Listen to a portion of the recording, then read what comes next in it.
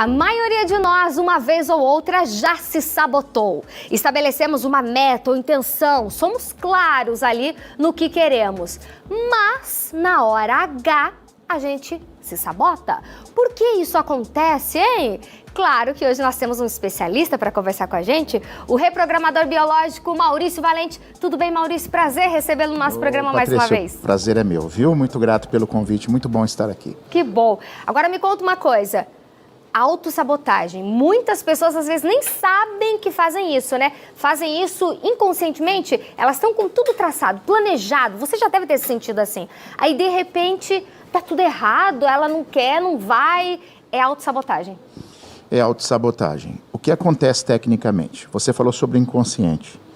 Como o nosso cérebro ele tem 90% de inconsciência contra 10%, então ninguém quer se sabotar por vontade, né? Se você perguntar para a pessoa, você queria que desse tudo certo na sua vida? Você queria que tudo fluísse? Ela vai falar, claro que sim, eu queria. Só que isso é 10% dela. Fato é que o que está nos 90% dela é o que trava ela para a evolução. E o que acontece? Quando a gente é criança, nós temos valores. Valores são incutidos na gente. Esses valores vão se consolidar numa vida adulta em crenças, que são memórias muito fortes. Sem contar que quando a gente decepciona nosso pai na infância, ou nossa mãe, quando a gente tem uma atitude que eles não gostam, a gente não deixa de amar os pais, a gente deixa de amar a si mesmo. Tudo o que acontece com uma criança, onde ela percebe um sofrimento de um pai, ou uma raiva de um pai ou de uma mãe, o meu problema de criança não se volta contra os meus pais, se volta contra mim mesmo. Então eu deixo de me amar, eu deixo de me gostar, muitas vezes pela maneira ou conduta que os meus pais agiram. É claro que também esses pais não têm culpa, né? Nem todo mundo está preparado, não vem com manual, né, Patrícia? Infelizmente não vem com manual. Então essas crenças e valores, pequenos valores, por exemplo, que você não lembra e que você escutou lá. Por exemplo, dinheiro, quem tem dinheiro não é feliz. Então mais tarde você se torna uma pessoa adulta e você quer fazer um empreendimento para você ganhar muito dinheiro, mas aquilo que está registrado no teu subconsciente é, se der certo e eu tiver dinheiro, eu não vou ser feliz. Ou meu pai era pobre e eu me boicoto porque se eu for rico, eu vou ser diferente do meu pai e eu não tenho esse direito. Eu não tenho esse direito porque eu cresci vendo meu pai no sofrimento. São tantos pequenos detalhes que fazem a gente se boicotar. Mas as pessoas, elas estão tão no piloto automático que elas não param para pensar. Elas acham que é apenas um destino. E como saber, por exemplo, as pessoas que nos assistem, como elas podem saber se elas estão se auto-sabotando, Maurício? Perfeito. Eu digo sempre assim, uma das características para você saber se é uma autossabotagem, perceba os padrões da sua vida. Uma coisa é eu fazer um movimento que não deu certo, um ali isolado. Outra coisa, eu estou sempre num processo, por exemplo, relacionamento, né? A gente pega no consultório muitas mulheres, por exemplo, e homens também, mas mais mulheres, com problema no relacionamento. Aí você pergunta, é sempre assim? Está sempre nesse padrão? A pessoa fala, olha, parece que toda vez acontece isso. Toda vez que eu tenho um projeto profissional não dá certo. Então, uma coisa, eu tenho um amigo que um dia ele brincou, ele é professor também. Uma aluna ligou para ele e falou assim, professor, eu bati o carro. O que aconteceu? Ele falou, você é barbeira, né? Ela estava esperando uma outra resposta. Ele falou, você é barbeira. Ela falou, não entendi, professor. Você bate sempre o carro? Não. Então, foi um momento, foi um incidente, tá tudo certo. Agora, você bate sempre o carro? Então, aí é preocupante. Aí você pode estar num problema, num processo de autossabotagem. Seus relacionamentos são sempre ruins? Suspeita de autossabotagem. Todo empreendimento, eu nunca ganho dinheiro. Tudo que eu faço, o dinheiro não para na minha mão. Isso é uma autossabotagem. Então, a primeira coisa, você colocou muito bem, é identificar esse processo. Eu estou num padrão ou são acontecimentozinhos, né? Porque senão você fica neurótico, né? Sim. Nossa, eu fui descer uma rampa, caiu. O que significa? Que você caiu, foi um acidente. Agora, você cai sempre? Você está tomando banho, você está tomando tombo sempre? Você está com problema relacional sempre? Aí, a partir daí, Patrícia, aí você pode começar a fluir sua vida. Aí você deve começar. A gente sempre fala assim, para você que está assistindo, eu tenho uma tarefinha fácil. Pega um papel e uma caneta, anota o que não vem dando certo na sua vida. O que não vem dando certo? Depois que você anotou, para e pensa. Isso é sempre ou são fatos isolados? Se você perceber, cara, toda hora está acontecendo isso, aí você está diante de uma autossabotagem. Próximo passo, que às vezes você vai conseguir sozinho, às vezes não. Dá uma olhada para a tua vida e nota como foi tua infância, porque onde tudo começou é na nossa infância. O que nós somos hoje como adulto é um reflexo do que eu vivi na minha infância, inclusive momentos até dentro da barriga da minha mãe, e mais a ancestralidade que me guiou, né? A genética ancestral. Então anota, se lembra de algo, é dinheiro. Procura pensar, o que seus pais falavam sobre dinheiro? O que sua mãe falava sobre dinheiro? Como era o dinheiro do pai e da mãe? Era um casal que tinha dinheiro? Como eles lidavam com o dinheiro? Aí você vai começando a ter clareza. Porque o primeiro caminho para você sair da autossabotagem é você ter consciência. Entendi. E essa consciência, você falando sobre, por exemplo, se a pessoa está com dificuldades ali, se ela sempre bate nessa questão do dinheiro, pensar como era o dinheiro quando ela era criança. Isso. Se o problema é relacionamento, penso nos relacionamentos familiares, como que é? Perfeito. Meu pai e minha mãe foram felizes. É a primeira imagem de casamento que eu tenho. Essa busca.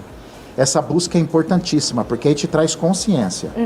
Aí somente com consciência eu posso dar um passo. Eu sempre costumo explicar umas coisas para os pacientes que eles gostam bastante. Eu pego o paciente assim, eu tenho dificuldade de me relacionar. Eu vou dar um exemplo. Eu tinha uma moça que tinha dificuldade de abraçar o pai. Ela falou para mim, eu tenho dificuldade. Eu falei, não, você não tem dificuldade. Ela falou, eu tenho dificuldade de abraçar o pai. Estou contando para o senhor. Eu falei, não, você não tem dificuldade de abraçar o pai. Aí ficou um embate, sabe? Mas eu estava fazendo aquilo de propósito. Eu falei, você não tem dificuldade. Ela falou assim, mas como? Eu estou te falando que eu tenho dificuldade. Você não tem, você tem dificuldade de voar. Falei para ela. Aí ela riu assim e falou, por quê? Você não tem asa. Agora você tem braços? Você tem. Seu sistema neurológico é íntegro? É. Então você não tem dificuldade, você está fazendo uma escolha. Você escolhe não abraçar o seu pai. Porque você tem braço, você tem perna, seu sistema é íntegro, você tem inteligência. Então, muita gente, Patrícia, usa essa palavrinha e as palavras têm força. Eu tenho dificuldade, eu tenho dificuldade. Eu tenho dificuldade de... O dinheiro não para de guardar dinheiro. Não, você não tem dificuldade, você está fazendo uma escolha de gastar. E por que você faz uma escolha de gastar? Porque talvez você acha que você não tem merecimento. Porque existem muitas crenças de valores, de merecimento, de autoestima.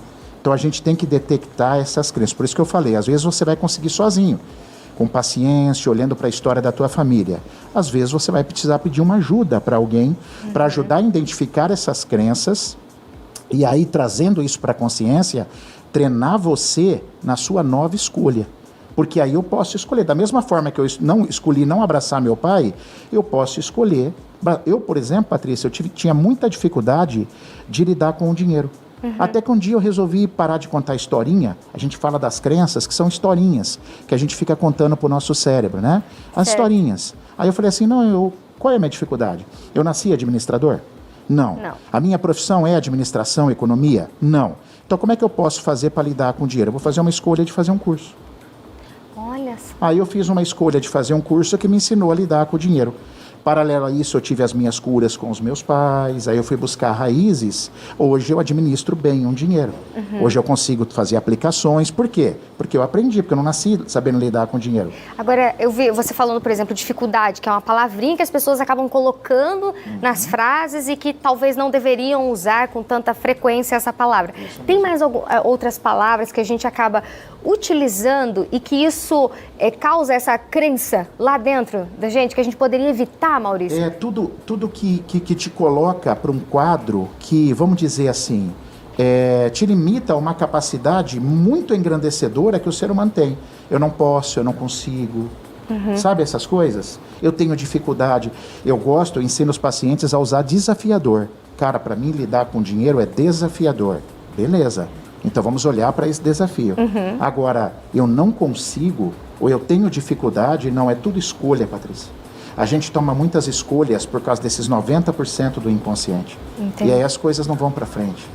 Olha só, e agora, por exemplo, a gente falou, né, das crenças de quando era infância e tal, né? E agora, enquanto pais, nós, sabendo disso, o pessoal de casa também, pais jovens ou mais idade, enfim, sabendo dessas situações, a gente tem mais do que obrigação de não repetir com os nossos filhos, né? Com a nossa família, essa questão das crenças, porque se nós estamos tendo dificuldade hoje, a gente analisa que veio de lá, então a gente nós temos que começar a nos cuidar nesse sentido, né, Maurício? Totalmente. A gente tem que lembrar que nós pais, Patrícia, fomos crianças. Sim. Não é? Uma vez eu tive numa escola aqui em Cascavel, participei de um debate sobre drogas. E todo mundo que falou antes de mim, detonando os pais, porque, olha, o filho está nas drogas, a culpa é dos pais, a culpa é dos pais. Quando eu peguei o microfone, eu falei assim, e quem olha para os pais? Porque os pais também são crianças. Sim. Os pais, não está escrito em lugar nenhum que eles têm que ser um super-herói. E não vem com manual, né? E também não vem com manual. Então, só que tem uma coisa que os pais precisam, que você colocou muito bem, chama-se crescer. Os pais têm que se adultalizar, tem muito pai infantil, muita mãe infantil, e se responsabilizar. Então, pera um pouco, eu não tenho culpa sobre o que aconteceu comigo, mas agora eu estou com uma vida na minha mão. Então, deixa eu me curar, deixa eu olhar para o que me faltou, para ver se eu consigo fazer uma evolução com os meus filhos, para que eles não passem alguma coisa que eu passei, que isso já possa ser melhor. Aí meus filhos, a mesma coisa. Eles vão ter filhos. Isso se chama evolução. Isso. Que é exatamente o processo. Agora, quando eu estagno, meu pai me criou assim, então eu também crio assim. Aí você está num processo infantil, você está num processo precário, imaturo, né? Que ainda acontece. Mas eu acolho muito, eu sou um cara que acolho muito pai e mãe. Porque pai e mãe é assim, foram crianças, né, Patrícia? Sim, a gente sempre tem que honrar. Tem que honrar. Pai e mãe. Perfeitamente. Maurício, me conta, vamos ter um evento ligado à solidariedade, é isso? Já foi lançado ontem. Eu estou fazendo uma campanha da solidariedade. Isso me tocou profundamente. Eu fui no Mufato essa semana no supermercado e fui fazer uma compra lá e um senhor me pediu cesta básica. E aquilo me tocou porque todo mundo me pede dinheiro, né? Quando eu entreguei a cesta básica para ele chorou tanto, ele contou a história dos filhos, assim, aquilo me tocou profundamente. Aí eu falei pro Murilo, pra Sara, minha esposa, falei, nós temos um potencial enorme. Então a gente lançou uma campanha da solidariedade. Então a gente lançou um evento e a cada inscrição a gente vai reverter uma cesta básica, tá? As inscrições já estão lá. Se você quer ajudar, se você quer favorecer alguém e matar a fome, que nesse país ainda é muito grande, é só clicar lá no link, na bio do Instagram, o link está lá.